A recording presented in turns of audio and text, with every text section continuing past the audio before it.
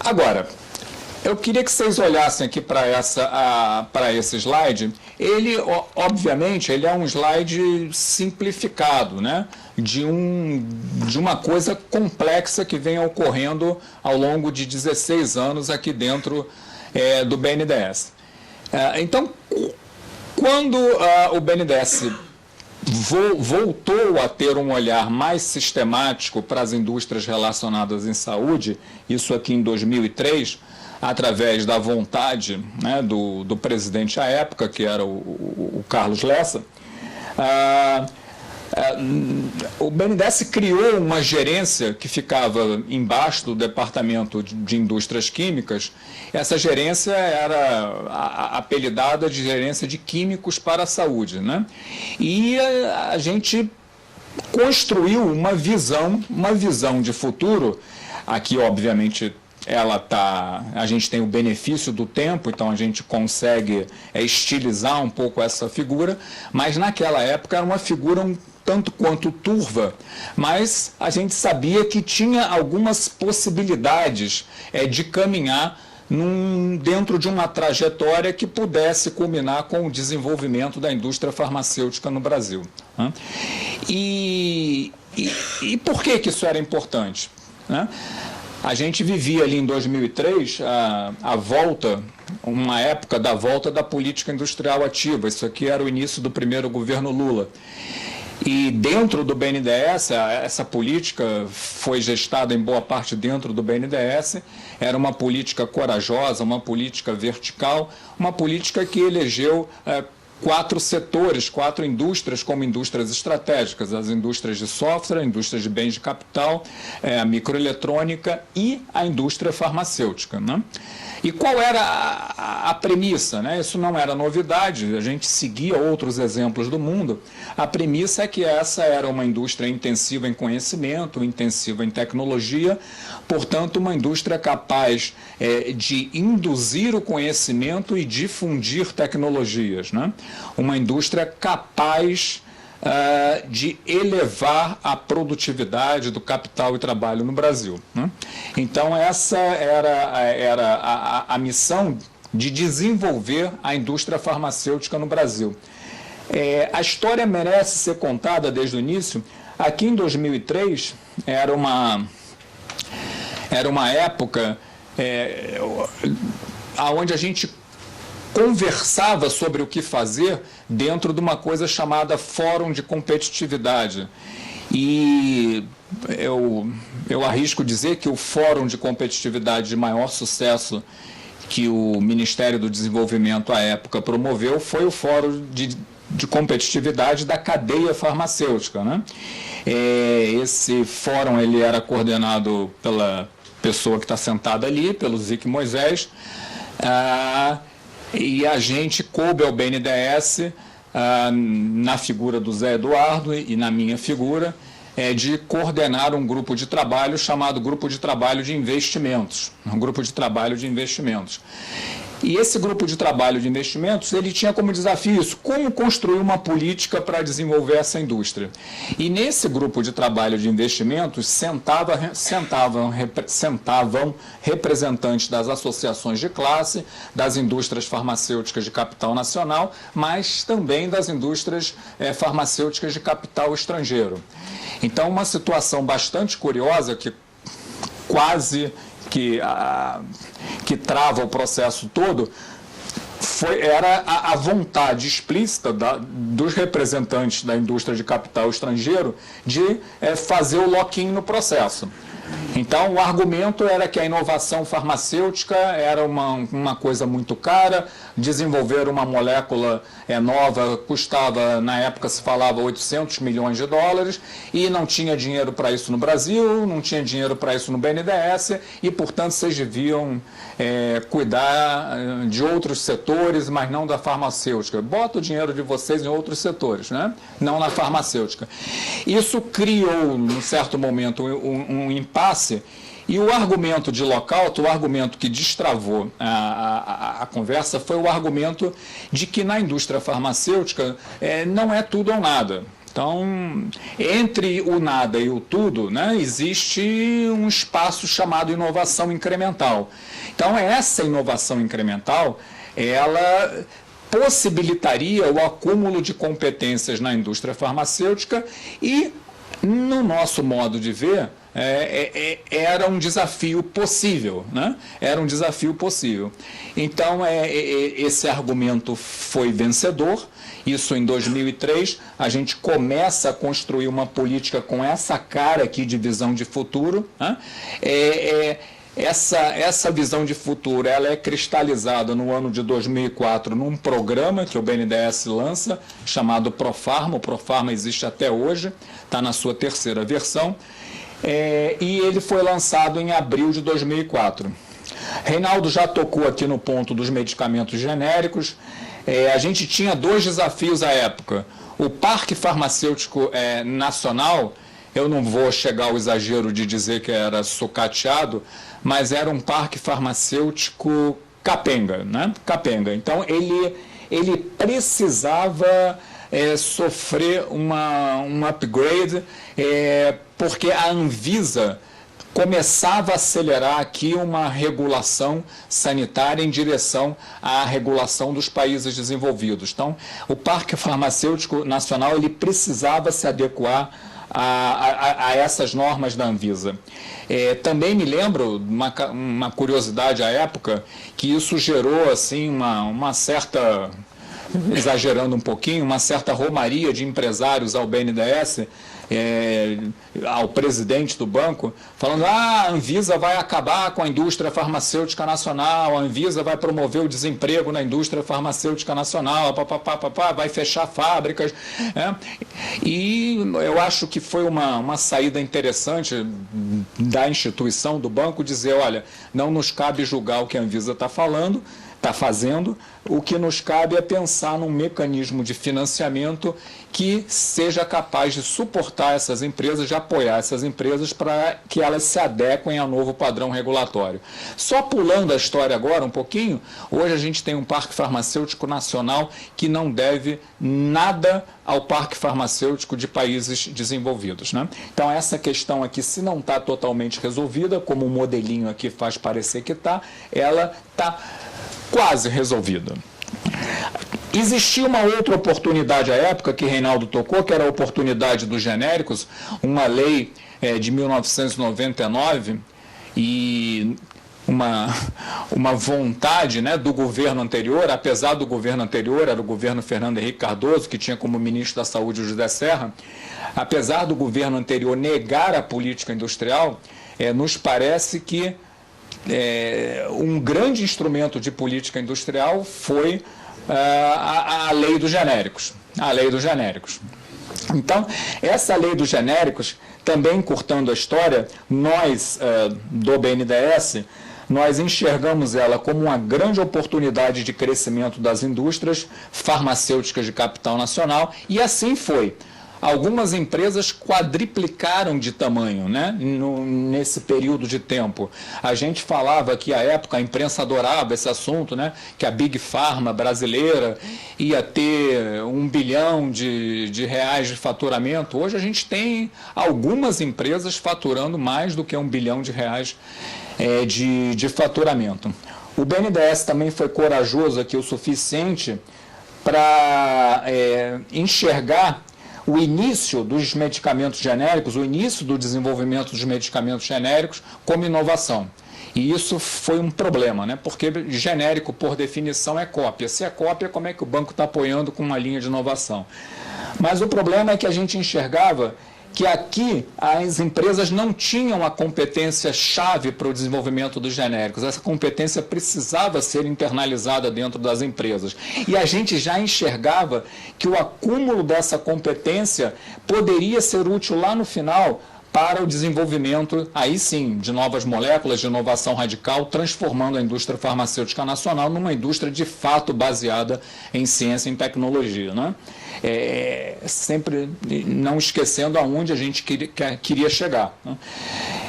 Então, até um determinado ponto, o BNDES enxergou o lançamento de novos genéricos no mercado. Não todos os genéricos. Os primeiros genéricos que chegavam ao mercado eram considerados como inovação e, portanto, tinham financiamento em condições mais favoráveis. A partir de um determinado ponto, o banco enxerga que essa competência está totalmente internalizada, faz parte das rotinas e dos procedimentos das empresas e não tem mais por que chamar isso de inovação e nem tem mais por que dar linha subsidiada ou em melhores condições de financiamento para essas empresas. Então, a gente passa, e isso está acontecendo agora, nesse momento, a gente passa a mirar aqui as inovações incrementais. O que é uma inovação incremental? Assim, para dar um exemplo bem caricato, né? Bem simples. Por exemplo, os pacientes portadores de HIV, eles tomam até dezenas de remédios de comprimidos por dia. Então, se você consegue, por exemplo, pegar 3 comprimidos desses e botar num comprimido só, você melhora a qualidade de vida do paciente, você aumenta a aderência do paciente ao tratamento e, portanto, isso é uma inovação incremental. Estou dando um exemplo simples aqui. Agora, a inovação incremental, ao contrário aqui dos medicamentos genéricos, ela demanda uma coisa para a qual as competências ainda não estão internalizadas dentro da indústria farmacêutica de capital nacional. Porque você precisa, para lançar um produto de inovação incremental, você precisa testar a eficácia daquilo que você está se propondo a lançar no mercado em seres humanos. Você precisa fazer pesquisa clínica em seres humanos. Você precisa montar, né, sob condições de controle, um certo grupo de pacientes, administrar esse remédio aos pacientes e controlar se de fato aquela sua inovação incremental tem uma eficácia. O que a gente acredita? A gente está aqui nesse momento, né, induzindo a inovação, tentando induzir a inovação incremental dentro da indústria farmacêutica nacional. Qual é a crença? A crença é que a competência da bioequivalência criada aqui na entrada dos genéricos, mais as competências necessárias aqui para a inovação incremental, principalmente o desenho de protocolos de pesquisa clínica, elas serão úteis e necessárias se a gente quer almejar aqui o lançamento de fato de novos produtos, e aí, como o pessoal gosta de falar, de moléculas novas que falam em português, né?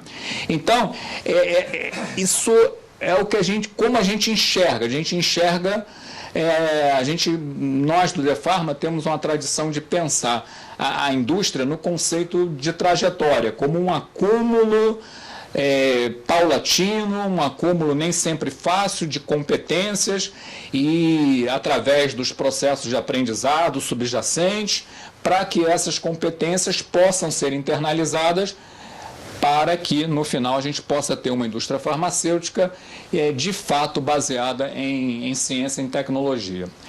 Ali por volta de 2009, depois eu vou explicar por que eu estou falando 2009 e aqui está 2013. Por volta de 2009, a gente no DEFarma começou a se questionar, né? A gente meio que começou a fazer uma espécie de um araquiri, né? Fala, será que o DEFarma ainda precisa existir? Será que o Profarma ainda precisa existir? Será que já não está tudo encaminhado? Será que daqui para frente a gente já não consegue trabalhar com as linhas horizontais do banco? Qual é o nosso papel, né? O que a gente ainda pode ter um papel ativo? E aí começa a surgir uma ideia de uma nova trajetória. Não que a gente tenha criado essa trajetória, a gente começa a perceber aqueles medicamentos, né, que eu mostrei na transparência no slide anterior, a gente começa a perceber que a biotecnologia começa de fato a produzir medicamentos eficazes contra doenças como oncologia, como artrite, doenças crônico-degenerativas, né? E eu acho que isso é importante, né? Isso é importante. A Fiocruz estava com um projeto em andamento do CIPBR e a gente começa a pensar o seguinte, dada a dinâmica, a velocidade desse negócio aqui, né, dada a dinâmica, será que o setor público vai dar conta? Não pela ausência de competência do setor público, muito pelo contrário, mas pelas amarras às quais o setor público está submetido. Será que o setor público vai dar conta disso? E a resposta que a gente chega é não, é não. Então a aposta que a gente faz dentro do conceito de como trabalhar é a aposta de que o setor público tem que entrar nisso, tem que estar junto nisso, mas o setor privado precisa também entrar aqui no jogo da biotecnologia moderna. Então a gente começa a pensar, mas dá para fazer isso? E aí a linha de pensamento foi uma linha de pensamento assim meio porteriana por um lado, mas a linha de pensamento do catch-up, né? É possível o catch-up para o Brasil na biotecnologia moderna? A gente começou a refletir sobre algumas coisas. Quais são as barreiras? Barreira financeira? Ok, uma planta de biotecnologia a gente começou a investigar, não é algo de 10 milhões de dólares, mas também está longe de ser uma petroquímica, está longe de ser uma fábrica de papel e celulose, não é uma barreira à entrada. E num setor capitalizado, né, como o farmacêutico, e o BNDES suportando, isso poderia ser possível. Então, o problema econômico, a questão do investimento não era uma barreira de entrada. O mercado é uma barreira de entrada? Aí a gente começou a pensar, quem é o mercado no Brasil? O mercado é o SUS. E aí vem uma coisa decisiva, né? Uma coisa decisiva que a gente pensa, só dá para fazer política pública aqui com a variável do poder de compra junto. Sem isso não é possível. A gente está diante de um comprador público com um cacife de compra em torno de 5 bilhões de reais por ano de produtos biológicos. Então a gente acreditava que era possível fazer política de compra. E através, né, da gestão do Reinaldo, o Reinaldo não falou, o Reinaldo era o secretário de Ciência e Tecnologia e Insumos Estratégicos do Ministério da Saúde na época do ministro Temporão. Então, através da coordenação do Reinaldo no GCIS, ele aqui humildemente falou um pouquinho das leis, mas tudo isso saiu lá sobre a batuta dele, coordenando o GCIS, né? Então, esse arcabouço regulatório permitiu a utilização do poder de compra pelo Ministério da Saúde e, à medida que essas coisas iam acontecendo, a gente ficava cada vez mais otimista em construir uma política para a biotecnologia moderna no Brasil. Agora, voltando às barreiras, se o capital não era problema, se o poder de compra poderia ser encaminhado, quem é que vai produzir isso? Às vezes a gente esquece, né? Quem é que vai fazer isso? É o BNDES? Não, o BNDES no máximo dá o cheque. Quem é que vai fazer isso? Nos Estados Unidos, quem fez isso foram as pequenas empresas de base tecnológica, spin-offs de universidades, lá no final da década de 70 e mais principalmente em 80 e 90, né? No Brasil não dava para pensar da mesma forma, não dava. Então a única possibilidade que nós pensamos era, quem vai fazer isso é um empresário farmacêutico nacional. E esse foi um trabalho, assim, eu acho que vale a pena falar um pouquinho, um trabalho de paciência chinesa. Nessa época que a gente começou a trabalhar com isso, em 2009, pensar, operacionalizar, ainda não existia uma associação dos empresários das empresas farmacêuticas nacionais. Correndo um certo risco aqui de estar exagerando, esses empresários, a maioria deles mal conversava entre si, né? Então era um arranjo complicado a gente pensar em trazer eles para o jogo da biotecnologia. A primeira coisa, antes de ir para conversar com a indústria, a primeira coisa que a gente pensou é o seguinte: Se cada um desses empresários, pegando as maiores empresas de capital nacional, as 8, 9, 10 maiores empresas, se cada um desses empresários resolver fazer uma aposta independente, não vai dar certo. Não vai dar certo porque vai faltar aqui a economicidade do negócio, né? Essas plantas de biotecnologia têm escalas mínimas eficientes e ainda que não tivessem, e aí eu sou governo, mas também falando, olhando do ponto de vista econômico, ponto de vista privado, se você tem um comprador só comprando esses produtos, que é o governo, e se você tem 8 players fazendo a mesma coisa, isso vai dar em leilão. Vai dar em leilão e o valor disso vai para o espaço, a gente não constrói nada. Então, a gente precisava vencer o desafio de promover algum tipo de aliança estratégica entre os empresários para que eles comprassem a ideia de um arranjo associativo em torno da biotecnologia. Então, foi um trabalho de paciência chinesa, primeiro de forma independente, indo a cada um desses empresários, contando um pouco dessa história, como eu estou contando dessa forma, e falando, olha, faz sentido, não faz sentido? E quando a gente começou a ouvir muito dedinho acima, né? Hoje no Facebook é o joinha, ó, faz sentido, né? Faz sentido. Quando a gente começou a ouvir o quinto sentido, a gente falou, vamos, tem jogo.